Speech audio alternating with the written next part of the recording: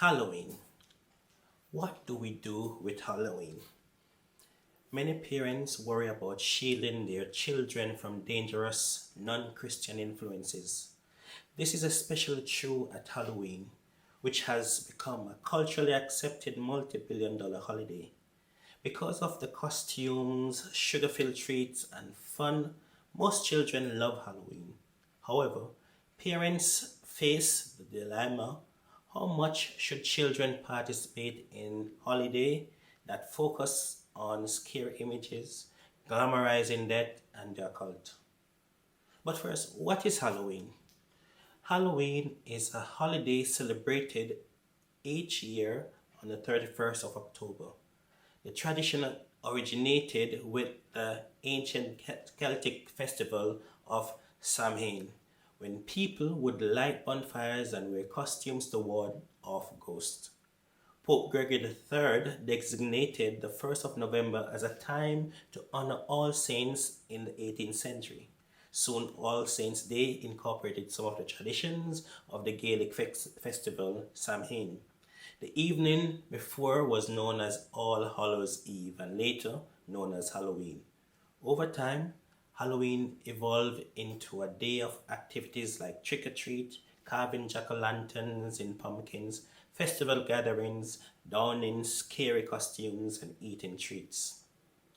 It is a day that marked the end of summer and the harvest and the beginning of a dark, cold winter, a time of the year that is often associated with human death. Celts believe that on the night before the new year, the boundary between the world of the living and the dead became blurred. So on the night of the 31st of October, they celebrated Samhain when it was believed that the ghosts of the dead returned to earth. The movie world benefited from this and has made many blockbuster horror films with spooky soundtracks like Halloween, Scream, Nightmare on Elm Street, and Friday the 13th.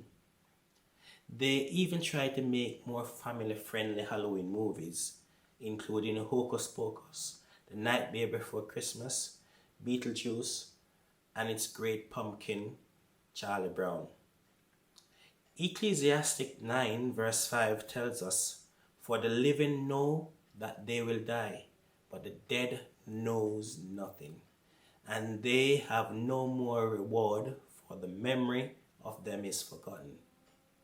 So what should we do on Halloween? Altogether, avoiding Halloween is one option. Another is providing fun Christian alternatives. Parents also have the opportunity to give their children a faith-based understanding of Halloween. You can use the Halloween season to help children discover the differences between God's truth and false beliefs endorsed by this popular culture. Halloween conjures up all sorts of thoughts and feelings and fears for people.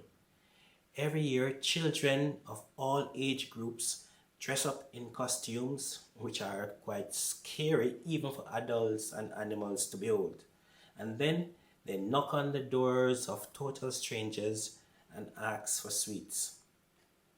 Or a trick will be played on them. I'm sure I'm not the only one who has sat at home willing my doorbell not to ring on the 31st of October. We turn off the lights and do not answer any doorbell. I want to explore, however, how we might approach Halloween. There are many ways to think and respond creatively to what we see yearly. We can respond to the knock at the door in so many ways, from shutting the curtains and pretending we are not at home, as I said earlier, to opening our front doors to our guests and offering them sweets and light, or taking our kids out into the neighborhoods to be the light. It can be helpful to have many different approaches when figuring out how we respond. So for those still unsure what your course of action will be, I have some ideas to share and a selection of resources or suggestions to help you get you thinking. Many of us live in communities with trick-or-treaters wandering around and knocking on our doors. But can we help children change their minds about Halloween? Think of it this way. God asks you this question. These people are coming to your door wanting something from you. Why don't you give them me? What is your answer? Can you share Jesus with these children and their parents? Do you realize you are missing out on the best evangelism opportunity of the year? All these children and their families are innocently coming to your door, not understanding what they are celebrating, but need to be pointed back to Jesus. So here's what you can do. Go to the shops to stock up on sweets. Order some party bags, or you can get some bags of hope from UCB.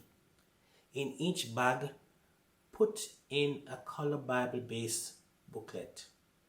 A book they can read to get some hope, a Bible text, a music CD, or a downloadable card, a track, and of course some sweets. Think of anything else you can add to the bag.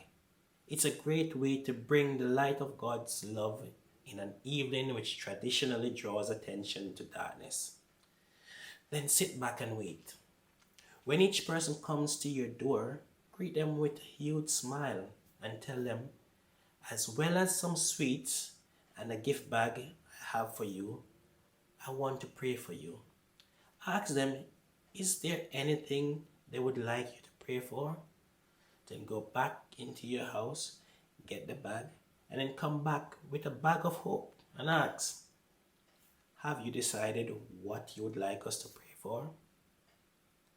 I'm sure you will have many prayer requests on the night, ranging from world peace to more sweeties and their mommy and daddy getting back together. Who knows?